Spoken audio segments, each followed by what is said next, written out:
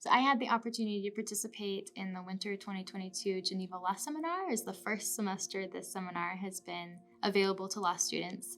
And the purpose is to give students the opportunity to go to Geneva and work in an organization there, actually applying a lot of the legal knowledge and theories that we've learned in the classroom to work in an organization and actually help real people in an international context.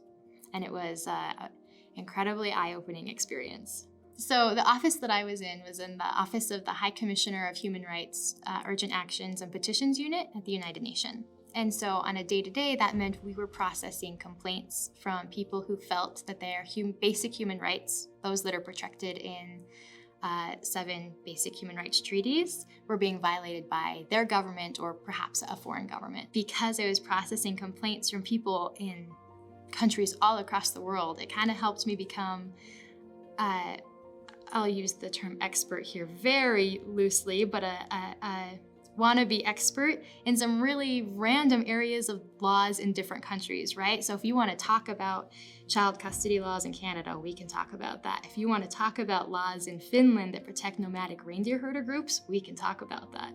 If you want to talk about the process of appealing your complaint in the Russian legal system, we can talk about that. Because I had the opportunity to take a look at those processes and those laws in all these different countries, which is something that, as much as my legal education here was really broad, I never had the opportunity to really dig into on such a wide scale. So in that sense, it's incredibly eye-opening from the people you interact with, both just within your office and your clients, and then also just the mere fact of living in a foreign country, right, gives you a different exposure to a different way of being, which I think is helpful for lawyers to have the perspective that there's no one right way to live or one right way for the law to be, right? There's people who live and experience life all across the board, and our job is just to kind of meet them wherever they're at and try to understand as much of their experience as we can so that we can help them.